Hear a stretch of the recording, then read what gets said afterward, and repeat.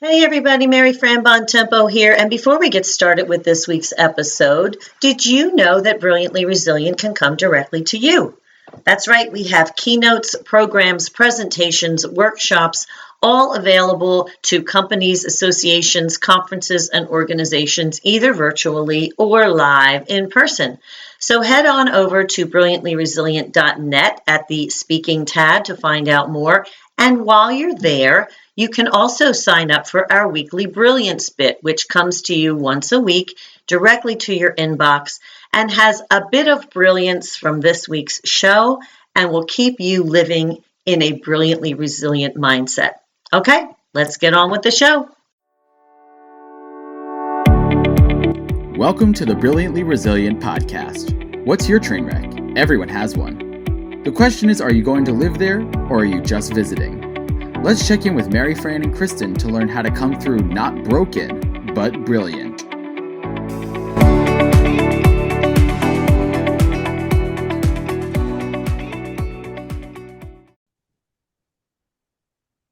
Hey everybody, welcome back to another episode of Brilliantly Resilient Live. I am your host, Mary Fran Tempo, and I have a really wonderful and interesting gentleman with me today who goes by the pen name of DaVon and Greene, and his name is Jonathan Greene. Jonathan, first of all, welcome. Jonathan is a writer. He has had an incredibly interesting life story, which he and I haven't really even gotten to know each other super well. So he doesn't know my story. I'm gonna lay that on him as we're talking, and because I really wanted to talk to you, Jonathan, based on your personal experiences and my experiences with my son. Ma'am. So we wanted to talk about that today. DaVon is just launching DaVon and Greene is just launching a new book, I believe, Correct. which has just landed, I think.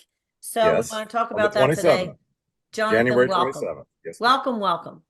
Well, thank you so much for having me, Mary Fran. I look forward to spending the next whatever amount of time it is with you and look forward to hearing what you have to say. Likewise. So I want to get right into this. Your story really interested me because the first thing that attracted me was you've always felt writing in your blood, as have Yes, I. ma'am.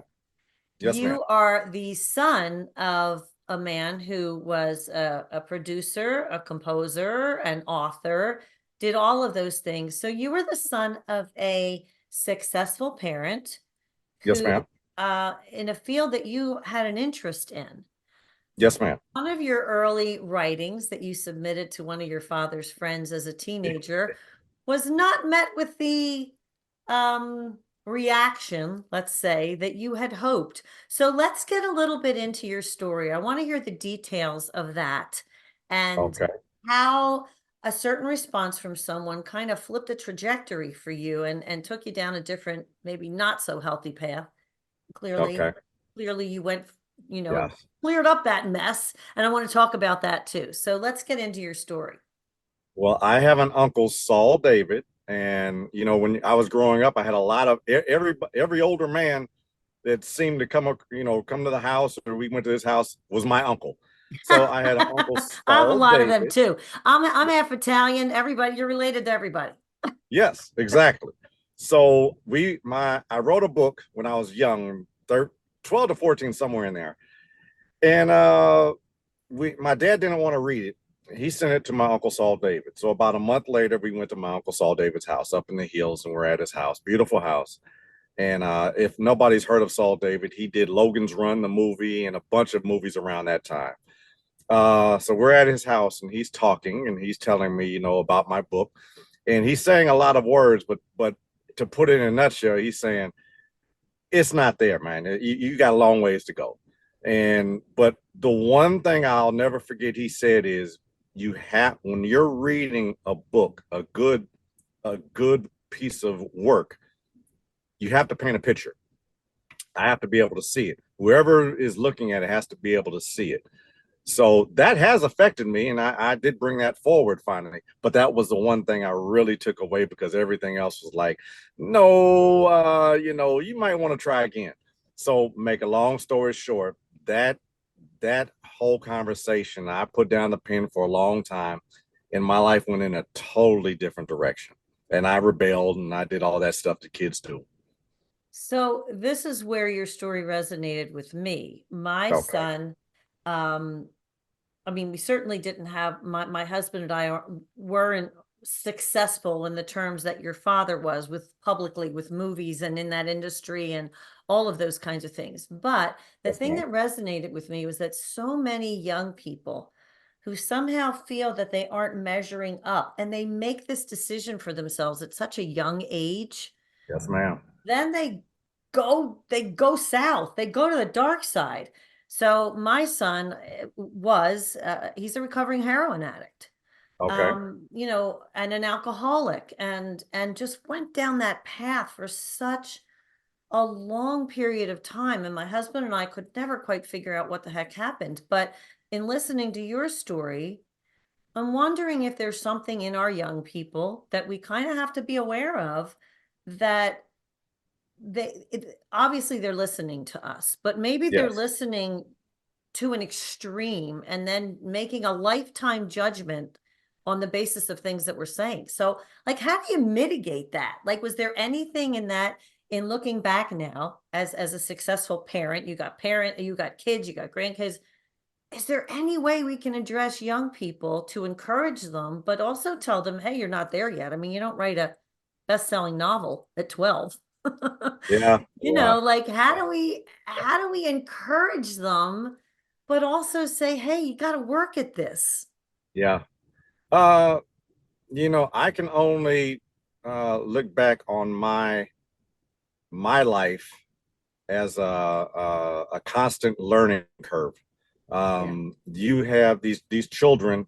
I encourage my children nowadays every day, darn near. I send them stuff 3 days a week in the morning to try to encourage them, because that is something my parents were they didn't have such you weren't able to communicate with your kids as often as you are today. Right. I can send Right. out a message in the morning, send out a message in the night. I can call them up anytime I want.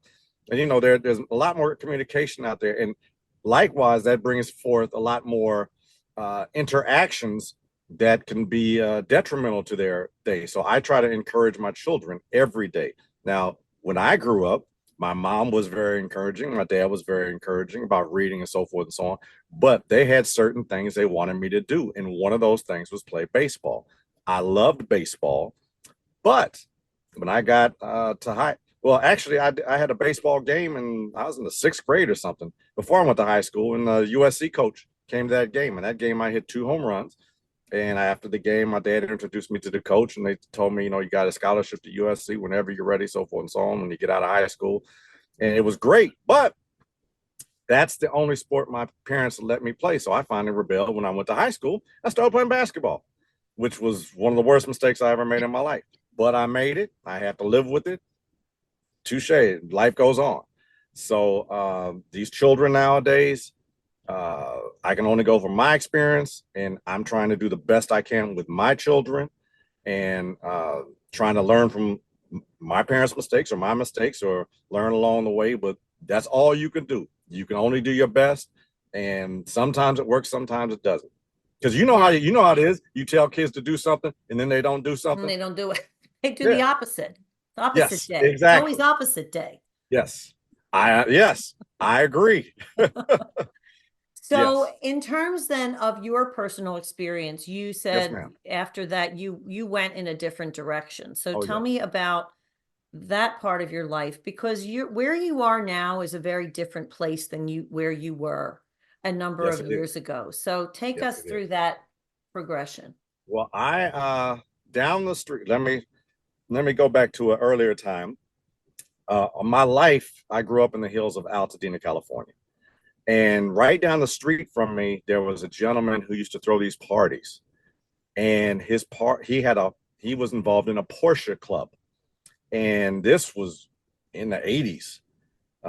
And he would have 100 Porsches parked up and down the street. He lived at this corner house by the school right down the street from me. And all these Porsches would be at his parties. And that used to amaze me. We'd go down the street going somewhere and you'd see all these Porsches. Oh man, it made an impression on me. Now it turns out the guy was a drug dealer, was a big time drug dealer, and I ended up understanding you can make some money in this game pretty fast, and that's what I decided to do when I was in high school.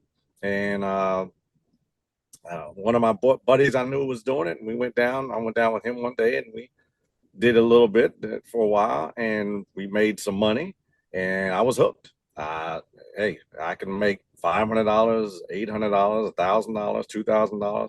I was in. So after I graduated high school, that is the direction I went in, and eventually I paid the price for it more I than once. my son had a similar situation. I mean, a couple of DUIs, as I said, then the addiction issues. So he ended up not going to jail, but was on house arrest for Okay. a while because he was a first time offender. And then the addiction issue was a whole other nightmare. And I thought, and I think he thought too at the time, that there might not be a way out of that. Yes. So what became your way out of that? Well, actually, I early on in my days when I first got my car and I'm running the streets and making money, had that little pager on. I remember going to this guy's house, and this guy's house, hold on just a second, let me do some adjusting.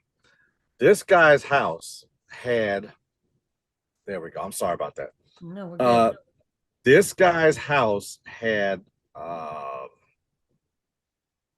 it was, oh, that's still moving. I apologize. No, you're That's good. back I'm up. not seeing anything Okay. from this side, so we're all good. Okay, let's go back. This guy's house had was one of my old aunt's house. She used to live there, and she sold it years ago. I don't know if she sold it or she was renting it to him. But I go to the house, and I dealt with this guy for years. But this day, his girlfriend comes to the door, and he's running around the house butt naked with a knife in his hand. Oh my And goodness. and that was the day I realized I never want to touch this stuff because that was like the third time I'd seen crazy from crack cocaine. That was probably the third time I saw it, but that was the time I realized I never want to touch this stuff. And I used to smoke weed back then, and I really backed off of smoking weed as well because this was just I didn't want to go down that path. So everybody has a different reason for why they do things, but when sometimes you just have a realization that something causes you to realize, nah, I don't think I want to do this stuff. And I was actually kind of afraid of that off the bat when I first started messing with it because I'd heard stories. And I give you an actual authentic story that happened to me. I was working at Taco Bell. Some of my friends on a New Year's Eve, it's New Year's Eve. We're about to close up New Year's Day or something like that. And one of my buddies brings in some weed, and we're going to smoke it in the bathroom. And we start smoking this weed in the bathroom. These are all my friends now. I've known these guys for years. And the weed smells funny. And I said, what is this, man? This smells weird. The guy says, oh, it's a primo. I can't remember what we called it. Might have called it a primo or something like that. But it's a weed with some crack cocaine in it. I was so pissed. Oh my gosh. I walked out that bath. I was so mad because I'd already known, but it hit me like a stack of bricks. And I was like, I was pissed. Just say that. I left. We didn't talk for a while. That was an experience, and I'll never forget that. That was another turning point in my life. So you spent, and again, I'm not saying anything out of turn here because all of this is in your one sheet and Yes. everything. Yes. So you spent some time in jail. Yes. And then I'm sure that was a life-changing moment. But the thing that's interesting is what happens after that. How do you, after having lived this life that you've lived up to this point, how do you switch your mindset to being successful? Because clearly, whatever happens in jail, most of it is not geared towards making you successful once you get out. Yes. So Well, that's a whole different, it's a whole different place. How do you land there and then make that shift? Because everybody talks about change your mindset, change your mindset. How do you do it after something that traumatic and dramatic in your life? Well, when you go to jail, when you're incarcerated, how you do your time is up to you. And I already knew my daughter had been born. The last time I went to jail, I'm in Pennsylvania. And when my daughter and her mom came to visit me, my daughter looked at me, and I knew I was never going back to jail. She just looked at me, gave me those eyes, and I said, I can never go back here again, no matter what. So that was one of those changing points in my life. But I'd already been reading and all that stuff. But I doubled down and concentrated on my physical, mental health and bettering myself with reading. So when I got out, I was prepared, and I was prepared to do whatever it takes to make my family whole and to be a plus to society. And I still remember I got out and I had crappy jobs.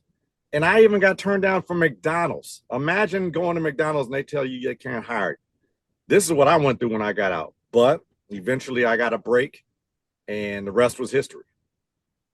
My son, when he got out of rehab for the second time, ended up painting. And now this is a kid with a college degree, had everything going for him. But to your point, yes, there you have to recognize that there is value in starting at the bottom. There is value in that. And I think that that's something that, like you said, you were tempted and drawn in by the high life and the money and everything that you saw early on. Yes. But I think that we have to teach our kids that there's value in everything. I mean, my first job was at what used to be a Roy Rogers restaurant. Yes. I had to dress in a little cowgirl outfit, and I was cleaning the bathroom and whatever. But you learn things from that, and I think I think that's an important lesson that a lot of kids miss today because of everything they see. That's not reality. The stuff they see on social media and all this kind of stuff. They want that instant gratification, and it doesn't come that way. Yeah. So you made it a point to work on yourself physically, mentally, and as you said, through reading. Yes, and ma'am. I loved what you said about how you do your time is up to you, because, you were referencing your time in being incarcerated, but that statement, how you do your time is up to you, is a life statement. Yes. How you do your time on this planet, in this life, is up to you. So your ways of resetting your mindset were active. So there's a taking action there. Yes. And correct. And is that a theme that kind of has run through your life, to take some sort of action, even if at first you don't know if it's going to lead you down the right road? Yes, correct, ma'am. I agree with you. That has been a theme I have failed in a lot of areas, and I've had to overcome. And to give you an example, when I got out, I had a job at a company called Ideal Systems, AT&T Home Alarm Systems. I was cold calling people to try to set up appointments for home alarm systems, which was the crappiest job. Oh, it's a nightmare. Cold calling is a nightmare. And I got a phone call from a friend of mine who is actually my wife right now. She called. She was working in the beer business. She was at a company called Harold Lambo's Beverage. And she called me up. She said, Jonathan, listen, I know you're looking for a job. They have a job here. You will start merchandising. Are you interested? I said, well, am I interested? She says, listen, they do not have on their application, they don't have anywhere about, are you an ex-felon? Are you interested? I said, yeah, I'm interested. So she said, okay, I'm going to go in the office. I'm going to talk to Marty. He'll be calling you about 5 minutes. About 5 minutes later, Marty calls me back. Says, hey, we talk. He says, can you take a drug test? I said, sure. Can you take one tomorrow or today? Something like that. I said, yeah. And I went, took the drug test, and he called me in the next day in the office. I was hired. So I started at the bottom. Like you say, jump to the future. I keep on talking to a gentleman named Steve McQueen. He keeps on telling me he's going to hire me because I'm running into him in the field. Early in the morning or late at night, I'd always run into him. Marty calls me in the office. He says, Steve's going to hire you, so forth and so on. I said, okay, what does that mean? Steve McQueen worked for a company called St. Ides Malt Liquor, Mackenzie River. St. Ides was offering me, I would work under Steve as a regional in Southern California, Arizona, Nevada, and New Mexico. I would have a car allowance. I would have per diem. I would have all kinds of perks. And Marty told me plainly, he said, these guys are going to be jealous of you because you're skipping all of them. But I was blessed because somebody saw some value in what I was doing. And I thank Steve McQueen every day for that opportunity. And it worked out great for my family. So the lessons here are very simple, but they're not easy for people because it takes a commitment to doing the best you can, regardless of where you are, regardless of your position in the pecking order. Yes. And it takes a commitment to always being aware of where opportunity might be. And just, it's all of the basics that we teach to people, but put into practice, that we teach to our kids. It's respect, it's hard work, it's all of those things. But then you took that and you moved into your own business, which you started. Yes, ma'am. And I also want to talk about the fact that where did the writing fit into all of this? Well, I started writing when I was actually in New Orleans years ago. Now, that first piece I didn't quite finish. It just didn't come together quite right. So once I moved to Corpus Christi and I was doing tankers work in Corpus Christi, I'd started another project. And I got those ideas when I worked for Snyder in Laredo, Texas, because I'd hear these crazy stories about truckers down in Laredo. So while I was down in Corpus Christi, I wrote my whole book, the first one I wrote. And I would do it at night. I would do it when I got home. And I wrote sitting on, with my bed was on the floor in my computer, and I had a little TV in the room. That was it. And, but I wrote, and I wrote, and I finished it. And I had it done. And when I got, then I started another book. And when I got to, me and my wife got together in roughly 2015, we got back together. And I don't know what came about, but my wife said, basically, you have, keep on writing, keep on working on your writing, and we will, when the time comes, we'll start publishing. So we decided we were going to start publishing in about 2021. And I had 3 or 4 books done. So make a long story short, I did my first book we released in 2021. We just released my second book right now, January 27th. Now, the first book released in COVID got great reviews, but I didn't get that many sales, and that's okay. It started the path. This second book, we really went all out to do everything we can to get that book out there and noticed. Well, the things that I'm hearing through this, and one of the things that we wanted to talk about is there are certain kind of key principles that you sort of followed, I think, and one that I'm hearing through all of this is a commitment. I mean, it's making that commitment. Yeah. Yes, ma'am. Is that one of the things that and again, we're talking about commitment regardless of the area of commitment. Yes. I think it's important that people live their lives by, if you say you're going to do something, do it. That's simple. It's you can paint a picture any way you want to, but when you say you're going to do something, do it. And when I commit to writing, I commit to writing. And I try to write every night. Sometimes I skip a night or two, but I try to write every night. And, every day I have some ideas I'll write down as I'm driving or wherever I'm at. And my wife's got used to it. Even when we're on vacation, I will have my computer. And generally, early in the mornings, I will do some writing on my computers while she's sleeping. And there's no problem there. But she's got used to that because, that's just what I do. So, yes, there is a commitment to finish whatever you start. I love that. Finish whatever you start. I'm taking copious notes here. If you can see me looking away, Okay. I'm not checking my phone. I'm taking notes on this. Yes, ma'am. Do we also have to change or adjust our idea of success? Because, as a writer myself, very few of us are the next J.K. Rowling. Yes. Very few Yes. of us are going to Yes. hit that level of Yes. incredible success.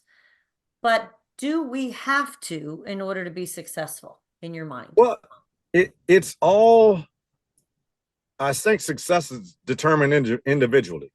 Everybody has a different definition of what success means to them, because I was blown away early on when my wife finally read my first book. My wife is my biggest fan, yet she is my harshest critic. So when she said how good my book was, I was amazed, because I know she's going to tell it like it is. She's going to say, hey, this is garbage. And she'll tell you that. That's just the way she is. So that was a feeling of success to me. My editor, when my editor read, we first found my editor, and she started reading my books. She called me on the first book 3 or 4 times. You really wrote this? Yeah, I wrote this. We'd have a conversation. You really wrote this? Yes, I wrote it. And she was impressed. And she was at my launch party, and she said how impressed she was, with the book. And I have something. I have something when it comes to writing. So, when I hear that kind of stuff, it makes me feel good. No matter how many book sales I get, everybody has a dream of selling a lot of books. But if that doesn't happen, my level of success isn't defined by how many books I sell. I would love to sell 1 million books, but if I don't, I'm okay. I'm okay. I really appreciate your vision of this, because as a writer, first of all, as a writer, unless you end up being a J.K. Rowling, you don't often know if your work reaches people or touches people. But yes, I have found it to be very similar to what you said. If somebody comes up to me and says, I read, XYZ and I loved it, it made me feel something. yes, That to me is the key of success in a lot of areas of life. If you can touch someone in a certain way, that's success. Do you find that to be true both with your writing and just with life in general? You know what? That is so funny you said that, because on January 27th, we released my book. And we had a bunch of people there who I've known for a long time. Some I haven't known that long. And my wife's cousin came up to me and she said, Jonathan, you know what? I really don't read, but I read every word because we sent out a lot of people to read the first 3 chapters. Mm-hmm. We wanted review, so we sent it out. And she said it was very good. I was really surprised. I just don't read. And it was so touching to me, because she said stuff, she remembered certain descriptions I wrote in the book about this or about that. And she said, man, I could see it. And that was, it was very touching to me, because she saw what I wrote, and it painted a picture in her. It did exactly what I wanted it to do. So I was really touched by her critique of my writing. There's an incredible level of gratitude that you feel when you've touched somebody, when you've reached them, because I feel like, to get a little bit grand scope here, I feel like that's what we're all trying to do. We're all trying to connect in some way. And people who are writers, that's what we're trying to do. We're trying to connect in some way. So when you hear that, it's incredibly gratifying. So now I want to hear about the books. Tell me what the books are about, and then I want you to tell me where we can find them. Okay, well, I'm going to focus on my second book because it just came out, and it's a totally different character from my first book. Okay. This book is called Paladin, Briscoe DeVal's Defender of House LaFleur. It is available on Amazon right now, and I believe Barnes & Noble and a few other bookstores. You can also, your audience can go to my website, which is DaVon and Green. They can enter the site and get the first chapter for free. All they have to do is download the first chapter, put their email in. They want to put their name or not, doesn't matter to me. And we'll send them a first free chapter. And what we're looking for is reviews. So if they like the book, they can purchase the book on Amazon. If they don't like the book, hey, I thank you for reading the first chapter. We're happy about it. You're reading it. But either way it goes, we're satisfied. And hopefully this leads to more reviews. And also, when you come aboard, when you purchase the book, at the end of the first chapter, we have a companion piece. There is a QR code that gives a companion piece that they can download for free, and it gives them a background on a lot of the main characters. So I have a lot of avenues with this book, and I'm trying to use everyone to get it out there.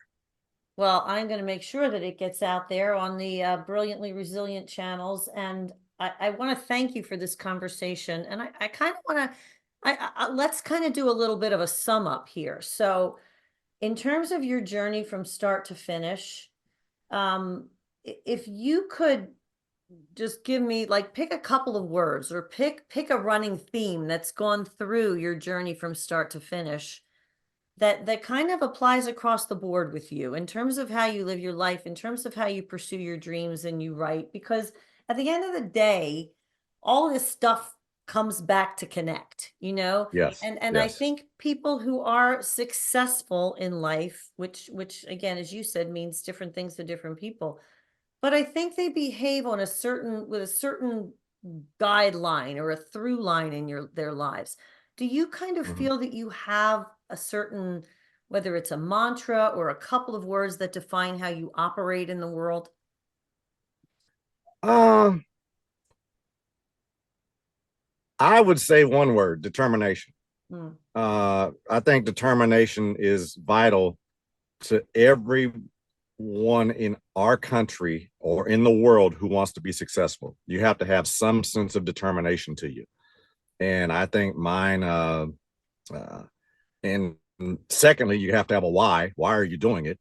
My why is my family, my daughter, my kids, my grandkids. I just want to be, heck, I want my parents who are dead and buried, I want them to appreciate their son being successful. Everybody has their reasons for what they're doing, but that is one of my strong reasons, family. That is one of my whys. And I believe that's why I'm so determined. Well, again, you've touched on a lot of things that we talk about with being brilliantly resilient here. And I guess what I was possibly getting at, which you really landed on, was one of the things we talk about in building resilience is figure out what your values are. And a lot of times that's the why. Your values are your why. So, you landed on that. We talked about commitment and determination, which also requires action, which is another thing that we talk about. And we talk about finding your brilliance, those things that make you happy, that you're really good at. I mean, maybe you're not going to make a living from it, but it's important that you put your brilliance out into the world. Yes, ma'am. And you have shown us today how you have done that and hit all of those things. So I appreciate you. I appreciate your sharing your books with us and your life philosophy and your skills and everything. And thank you so much for joining us, Jonathan. DaVon and Greene, everybody, please look up these books. You'll see the links. I'll get you over to DaVon and Greene's website so you can order the books.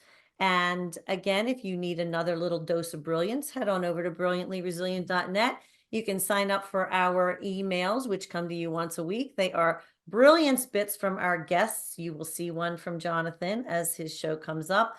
And we will catch you all next time on Brilliantly Resilient Live. Thanks again, Jonathan, for joining us.